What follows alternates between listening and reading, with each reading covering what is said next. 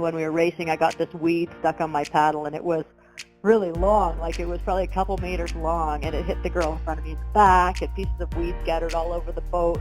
And I had this like flash of a thought of like, I can't believe this is happening to me in the semifinal of the Olympics. And then, but because I was really prepared, I was able to just shift it like immediately into like, okay, well, just focus on like lifting the blade a little bit higher, harder, ignoring it when it came into my line of sight. And like every stroke, it just wrapped around the blade, so it got less and less of an impediment. But if I hadn't been that prepared, or if I hadn't had sort of a calmness around my the racing fit.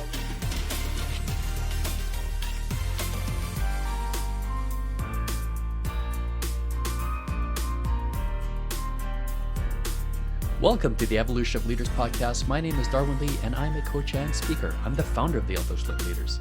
On this podcast, I'm interested in exploring the traits, habits, or behaviors that set apart elite performers through their stories and in their own words. Today, I interview Kamini Jain, someone who's shown leadership both in athletic success as well as a coach. Two-time Olympic finalist in the kayak fours in 2000-2004, multiple-time world champion and coach in dragon boat and world sprint outrigger canoe, master's degrees in both physiology and in leadership, and is the owner of Right Angle Performance, a paddle sport service company in Vancouver. Kamini's amazing insights. Just imagine you're training 4 years for an event, and in the semifinals you catch a weed on your paddle during the race, and how she gets through that and kind of how she resets herself mentally. Really impressive. And being a leader, not always easy. She talks about how she had to make tough choices in crew selection, and it's a good glimpse into sometimes the difficult decision making leaders are faced, but how she does that with being straightforward and just being honest. I hope you enjoy this interview. Oh, I feel like my career has been quite a long journey. I guess it's been 35 years of journeying so far.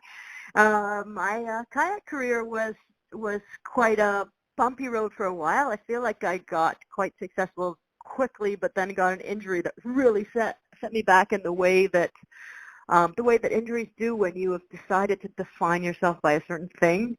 So I was a paddler, and then I wasn't a paddler, which then meant I ate too much peanut butter, and I gained a bunch of weight, and I got really depressed. And then when I got better, it took a while to get back out of it. But, bit by bit, get back out of it. Then I tore an ACL, which actually ended up probably being my saving grace, because now I had to be a paddler still because I didn't have any knees, so I couldn't be a runner. And I also met my coach, Alan Carlson, who you've spoken to, who trained, he's a physiologist, so he trained me in a different way. So he trained me to get more speed. He trained me to be able to get off the start line faster, which was always my deficit. So that got me onto the national team within a year working with him. And then had some good years through there, and then moved into coaching, dragon boat, outrigger canoe, a little bit of kayak, and that's been a great road to the Canadian national team, coaching and various outrigger events, and keep continuing to race all the way through, because coaching and racing together is a really good partnership. Obviously, you get better at both by doing both. At what point did you have your sights set on the Olympic team? Well, when I was, anybody who's about my age or older will remember Chariots of Fire, or you should remember it even if you're much younger, because you should watch it if you haven't. Chariots of Fire, 1981, Academy Award-winning movie. I watched that with my mom. She took me to the theater, and my mom was so, I got the impression that she thought that the Olympians were really accomplished, like it was a really noble thing to do. And so that set at first in my head as something that was valuable. And then I grew up next to some twins, and their dad had been a high jumper, and they would say how he'd missed the Olympic team by an inch. And he was so amazing, he could jump over the house. And, they were, to impress them, sort of ingrained in my head further that if they were impressed, it must be a good goal. And then I just loved sports, so I sort of trying all these different sports. And when I found kayak, it just suited my analytical, sort of technical mind, plus my introverted self, where I could just be in a boat on my own, yet still have crew boats and teams to do with some really close friends. So it ended up, teaching me how to socialize as well as perform. So yeah, I'd really sort of had that in my mind from a young age somehow. And so you mentioned, okay, so you made the team in the Olympic team in 2000, 2004. Yeah. So before that, in the previous cycle with 96, what was your relation to, kind of what were your relation, your aspirations to the national team at that time? Well, I've sat on a sort of a fence for a while, but at that time, there's more development, and it's a better system now than it was then to have development teams and have sort of feeding programs. Then you were either on or you were off. And if you were off, you just went back to your club coach and you worked on things, which often was, in my experience, the most nurturing environment anyway with the club team. National team is basically go out there and perform. Club coaches are the ones who bring you up and along. So I just sat on the fringe. I'd gotten to the fringe before, my injury at 19, and then I got myself back to the fringe by about, 96, 97. Phrase you used, you said that working with Alan helped you to make the national team within 1 year. And so clearly you were fast before, but you made some kind of significant jump in speed. And so take us through that. What was that like working with Alan and getting maybe a different perspective, different coaching, and then clearly you're excelling through it? Yeah, well, what he recognized, and what I'd known forever is that I had this really good finish. But it's 500-meter racing. At that point, there was only 500-meter racing. Now there's 200,000 500. So 500-meter racing requires a really good start and a really good finish, but I just had a really good finish. So I'd run out of real estate, and he recognized that was actually trainable. So all the training that I'd been doing to that point made my finish better and better and better. It had a bit of start work on it, but nothing to the extent of what he then had me do. So it was magical for me to have found him and for him to have thought that it would be fun to work with me. So what he said was, what I always remember him saying was, we'll train you like Ben Johnson without the drugs. So I did these really, really short pieces, but in doing short pieces, like three strokes every minute, and just three strokes just over and over and over with all that rest, right? But because they were short, they had to be short workouts. So a workout would be a total of 45 minutes. Because they were short workouts, had to be tons of them. So sometimes I would have 6 workouts in a day where I'd go in and out and in and out. Those were very agitated days. Wow. What that meant was that all of a sudden I could get off the start line, not off the start line like a world champion gets off the start line, but off the start line well enough to now make it onto the national team, having me do. Okay, so it seems like the match, as far as Alan coaching and you as an athlete being coachable, it seems like there was probably a very strong match there. Yeah, and it was, and it really brought to my attention going forward that an athlete shouldn't just do the workout. An athlete should understand why he or she is doing the workout, because in that way they actually continually fulfill sort of the brief of the workout, because they always know. Like a 6-minute piece can be something in one kind of workout. A 6-minute piece can be a completely different physiological goal in another kind of workout. So if an athlete really understands how to differentiate, they're going to be better. Okay. And so what habits or behavior do you think set you apart and allowed you to become an elite athlete from either yourself unable to do it before or someone else who might not have that habit or behavior? Yeah, I think I think a main thing is that it wasn't, I kind of think back to it as it wasn't a choice. There were lots of times where I thought, well, maybe there's other things that I should be doing. I think there were, but I think I very quickly pushed them out because it had become somewhat of an obsession. And I think a lot of high performers, people who are trying to, get into a smaller echelon of performers will have that same thing as it's not a choice anymore. It's a sort of a passion. It's kind of an obsession. It's kind of, if I stop now before I make it, then I will always regret it. What else can I do? I haven't done this. I haven't done that. And even at the end, a career runs out of time, basically, because maybe our bodies run out of working years. But there's always something more that can be done. There's always something that can be done differently. So that sort of searching of, I haven't exhausted all the possibilities yet. And, I wish I had 10 more years. I wish and I think a lot of people think that when they look back, as athletes, we just have that end point where we're just done. But now it's like, if I knew then what I know now. So it's just a matter of finding new resources and learning more and just being a little bit, obsessed or passionate or whatever obsessed is a negative word, passionate is a positive word, about keeping going until I got what I got, at least as much out of it as I could. And so when you're coaching athletes and they're hitting barriers or they're coming against plateauing, how do you handle trying to get your athletes through those kinds of barriers?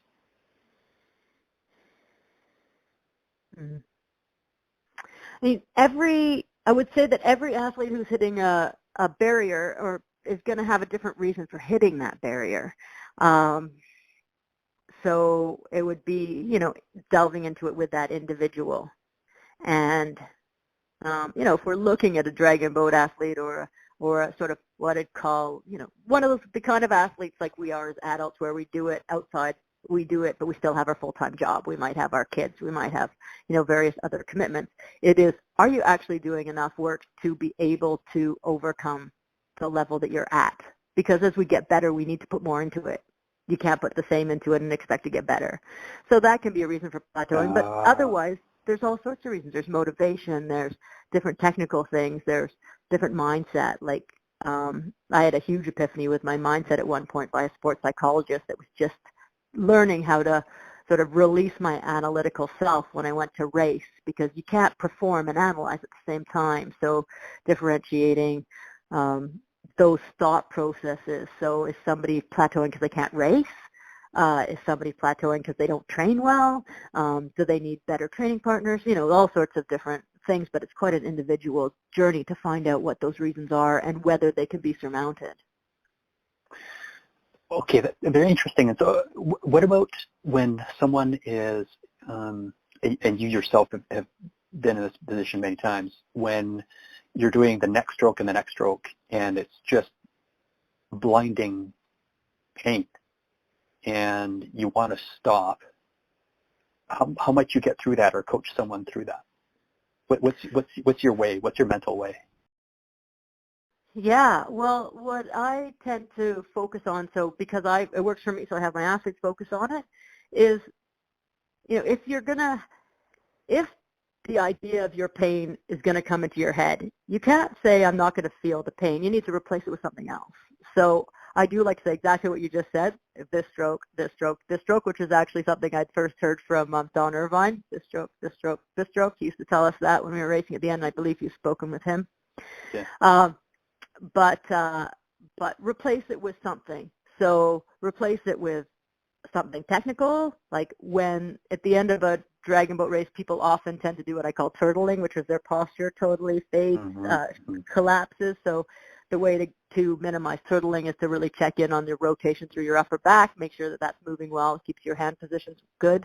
So it could be that. So think about the rotation. It could be something that's more visually motivating, like reaching for the finish line. So just replacing the negative with the positive. Things like, oh, my teammates want me to be good, that sort of thing I don't think works. It's like very self-centered, very defined way of thinking that you fine-tune and practice. So every time that I hurt in practice, I think about this.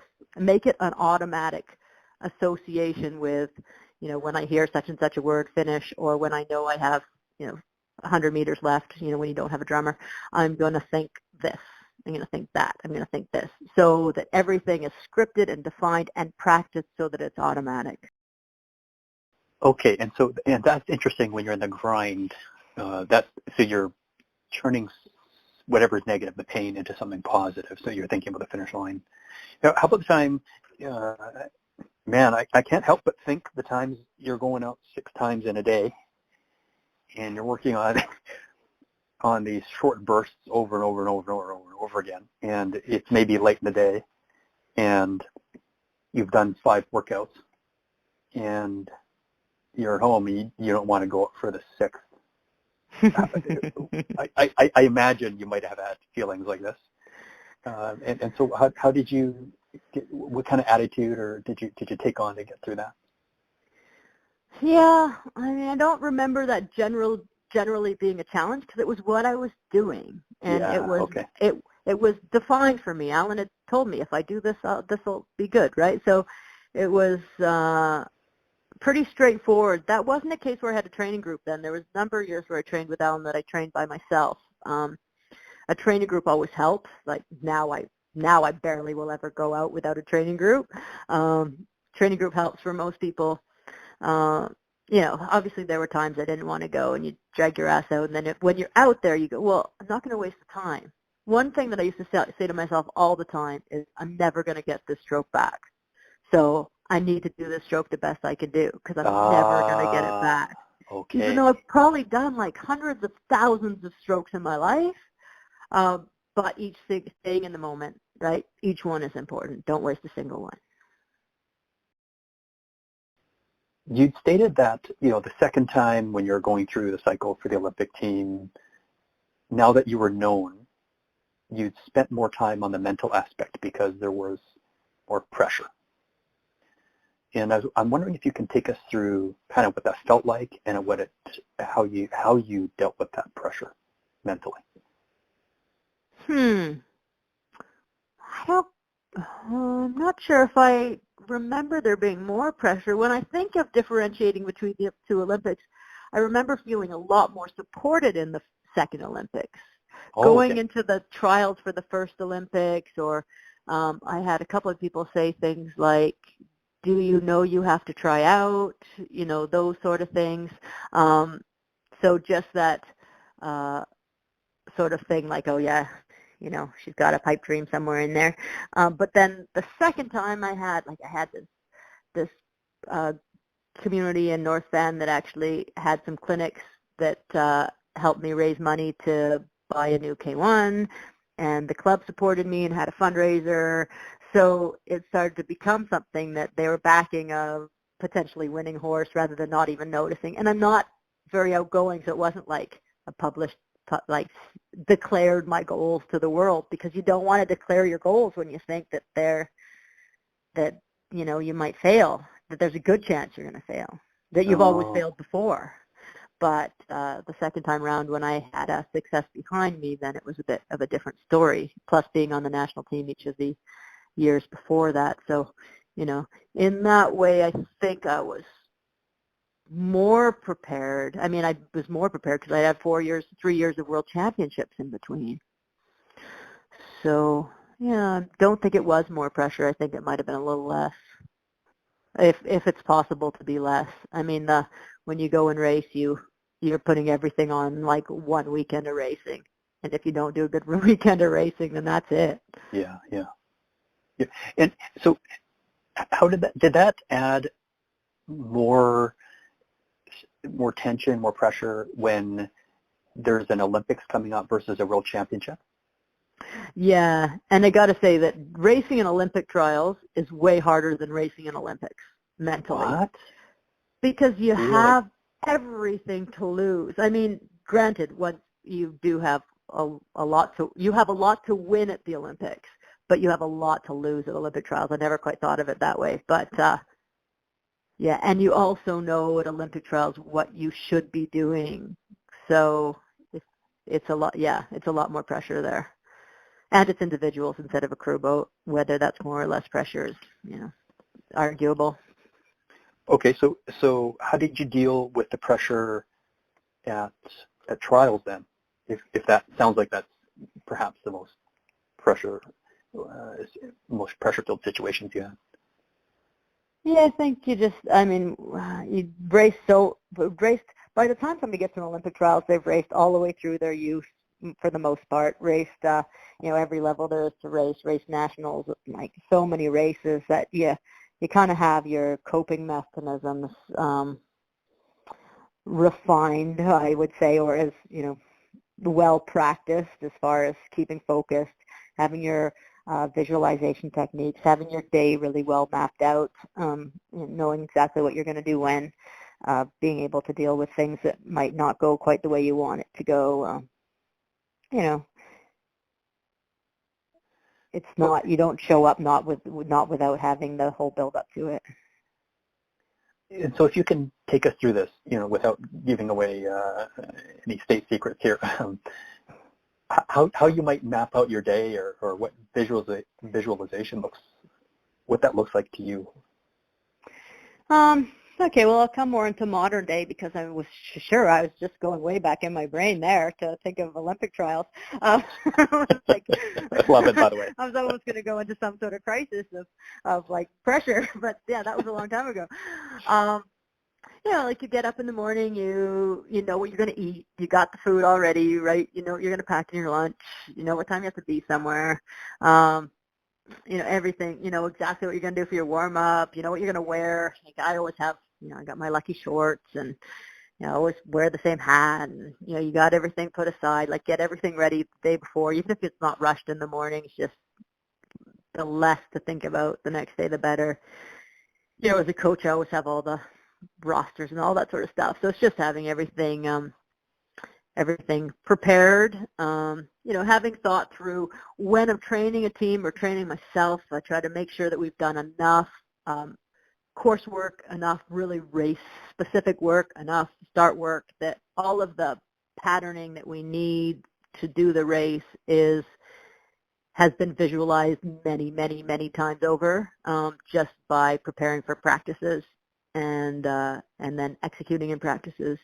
So just being able to sit and go through a race, not overly, not obsessively. That's one of the things I learned when I was younger, is don't obsessively ever visualize. Just go through it really optimistically, really accurately, like wearing the jersey, all that sort of stuff, and then, get on with the day, but just really schedule things out.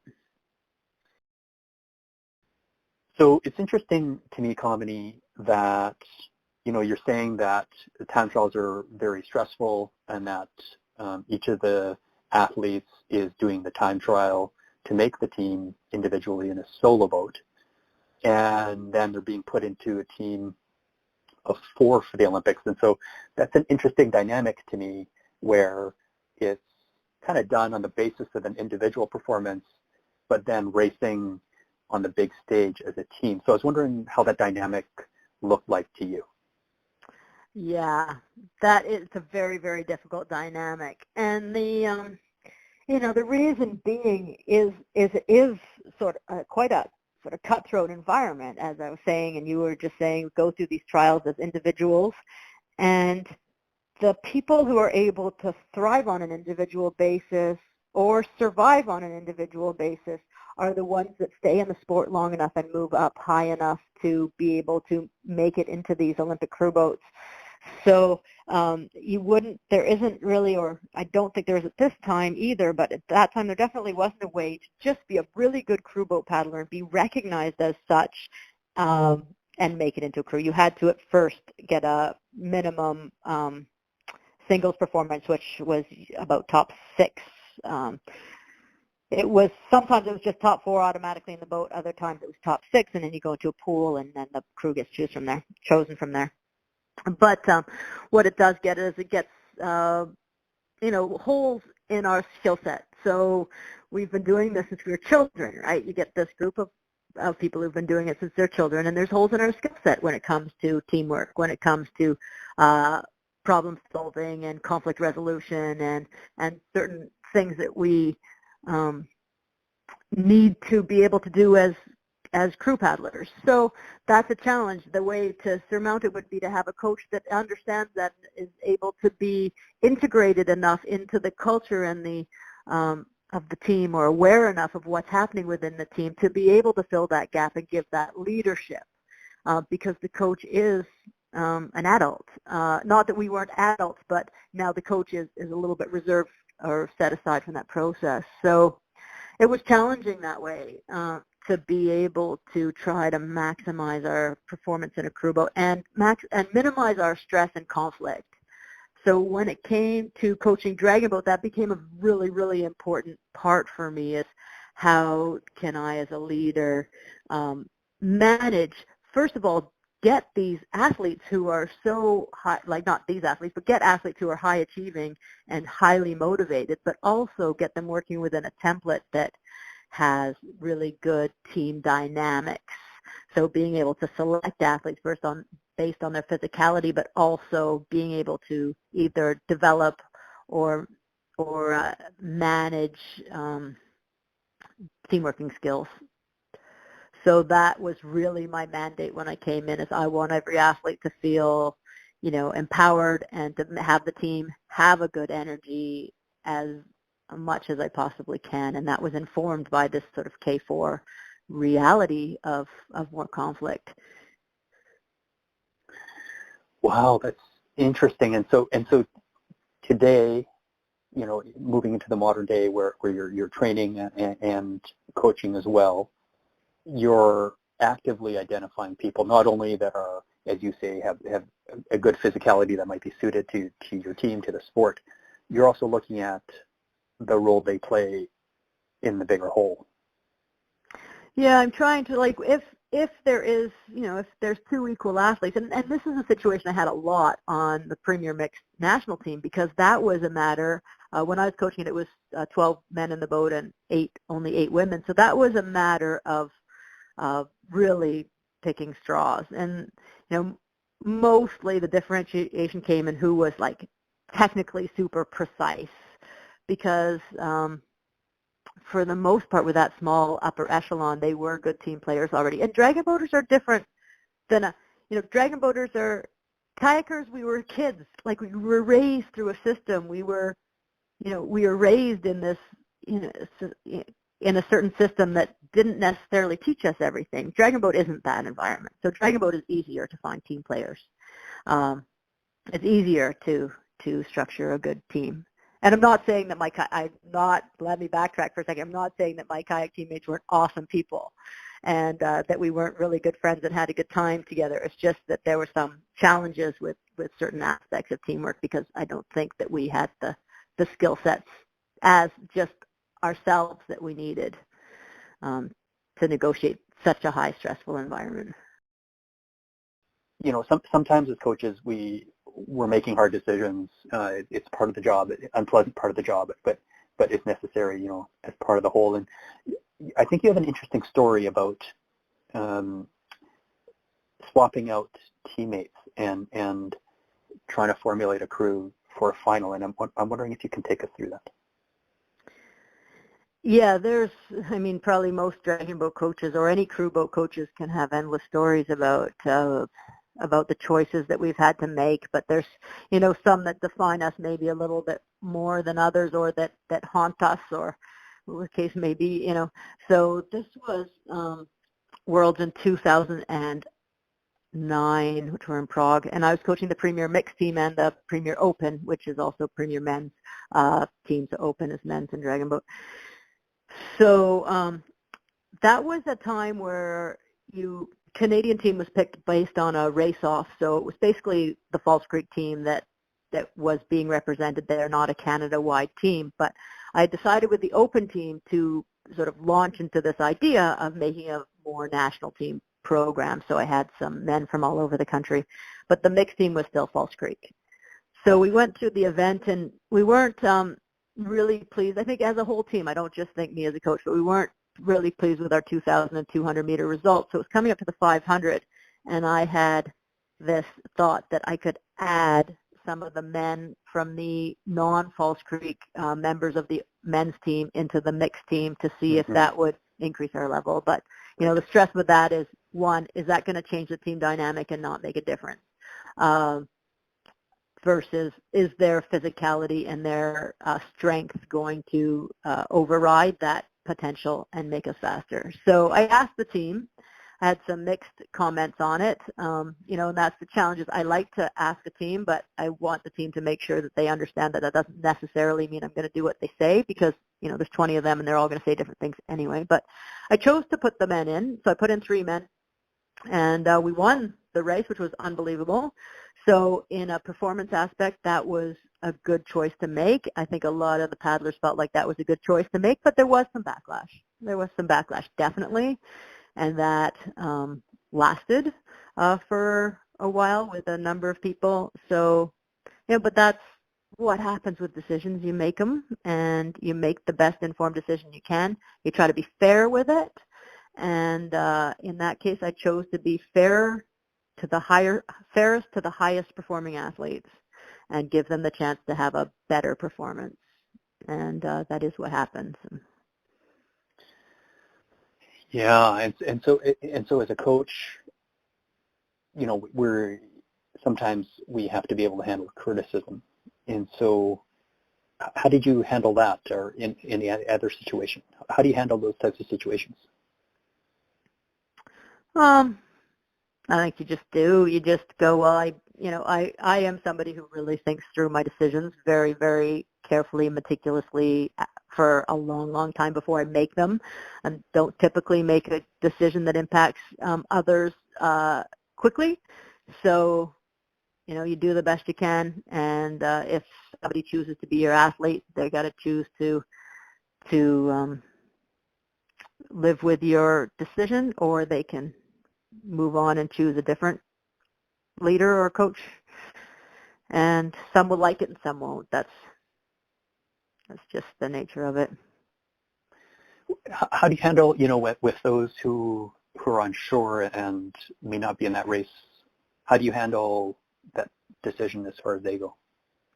I mean, every coach has a hard time with who they're going to leave on shore. It's a hard time regardless. In this time, it was particularly hard because it wasn't, 2 of the paddlers took it really well and 1 didn't. But in other situations, I've spared paddlers where 1 doesn't handle it well. There's always, you try to teach people, or you try to manage expectations, and that's the challenge in this situation, was that expectations were changed. And I understand the challenge with that. If I had to do it again, maybe I wouldn't. It is hard to say. I don't like changing what people's expectations are, but I do like to define their expectations in that people will spare, and it could be you. You just got to put in everything you can not to be on the cusp.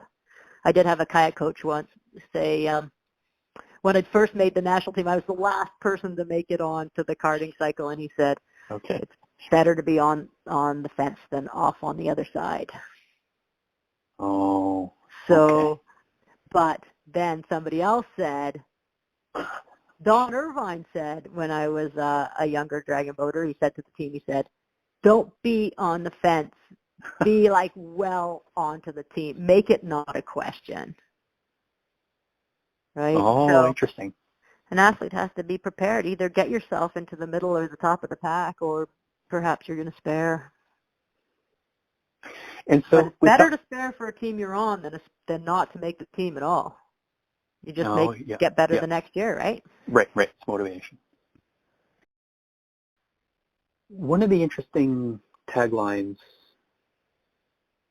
for right angle performance is, if you want to be a champion, you need to be coached by a champion. And so in light of what we're talking about, what does that look like to you? Well, I think that if somebody, I think being following somebody or choosing somebody to be led by involves trusting that they know what they're doing. It involves them having a certain, success rate or resume or something that sort of backs up that it's tried and true. Everything they're asking you to do they have done, and they've had success in doing it. So in that way, the more experienced the leader or coach can be, they might not necessarily be better at presenting their message. They might not necessarily have a better message, but they do have a message you can trust as something that works. Okay. And trusting your coach, trusting your choices is key to being able to get out of them what you can.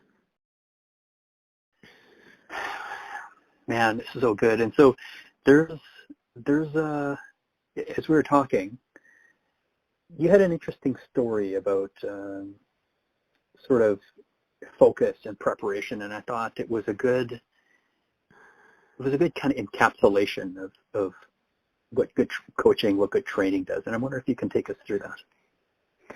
Yeah. So, it's one of the things as, Olympians or people who've started athletics as children or, have trained to the extent that one does to get anywhere near the Olympics is that we work our mindset a lot, we work our details a lot. So when we get into races, we can be very, feel like we're very good at controlling what we can control and not control, and not control what we can't control. That wasn't the right sentence, but yeah, we got it. So, which is something that other athletes that are less have less opportunity, don't train as often, or have less years behind them need to learn in a bit more of an academic sense versus through the trial and error of the multiple races that a young person does.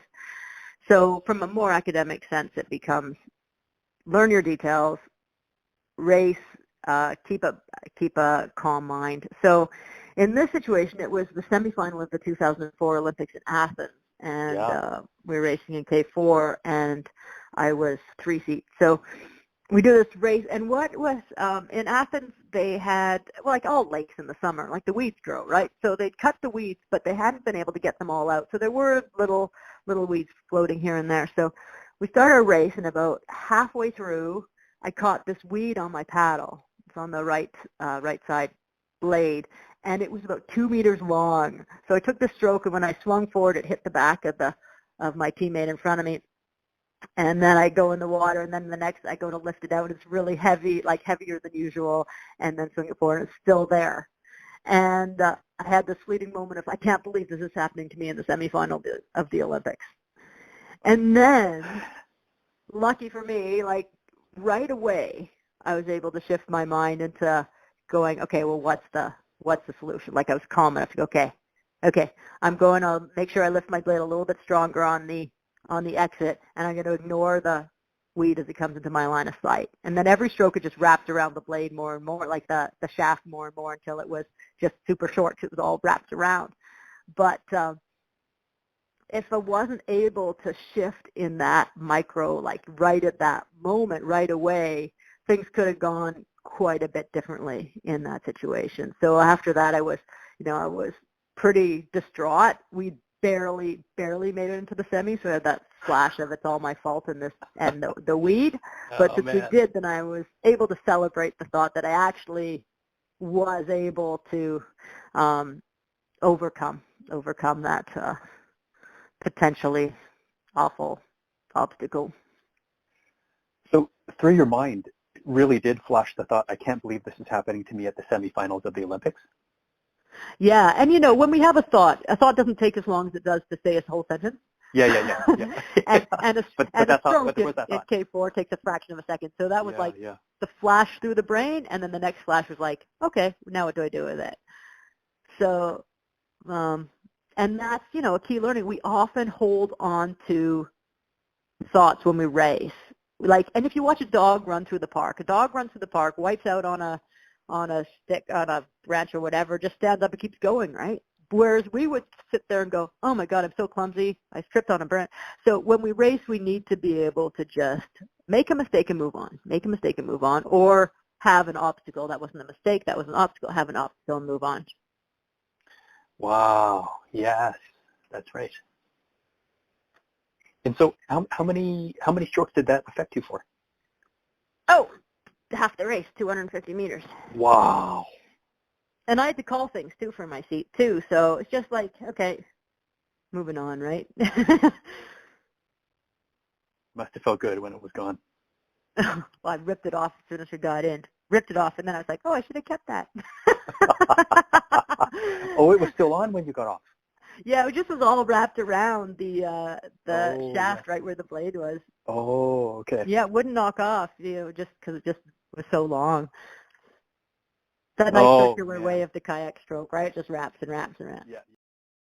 And so you've talked about your CAD coach, Don Irvine, and Ellen.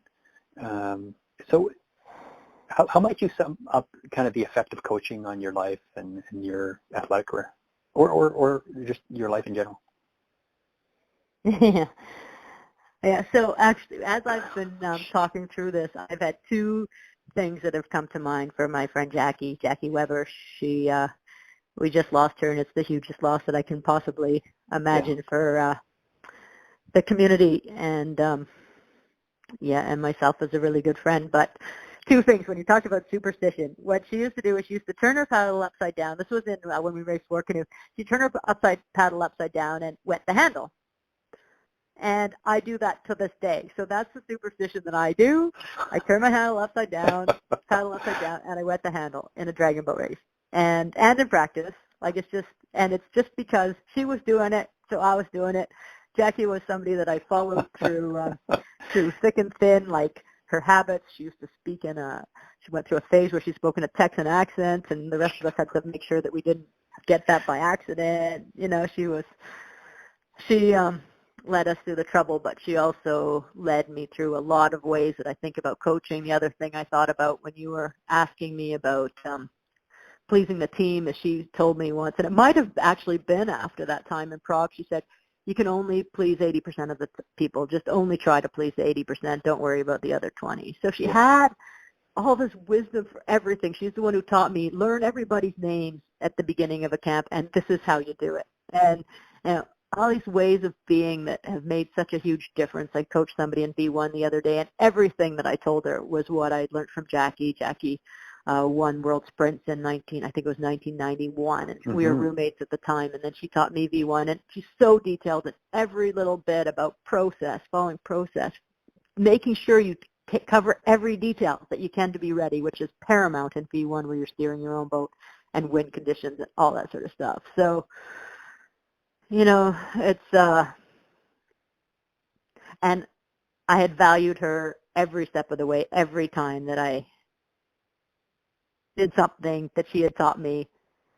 I was just like, yeah, that was from Jackie, and it's just such a huge loss for us. Yeah, I'm sorry too, and I knew her too. And so, do you feel like in some way, if I can ask this, she lives on in your paddling and your coaching? I guess so. I mean, I'll come to the stage of feeling that at some point. Right now, I just feel the loss. And I feel a bit guilty that I have all this stuff that I can share that I got from her. Yeah. But she definitely has impacted so many people in such a positive way. Yeah. And the community is hurting, and I suppose that's your way of honoring her too. Yeah. Yeah. Thank you.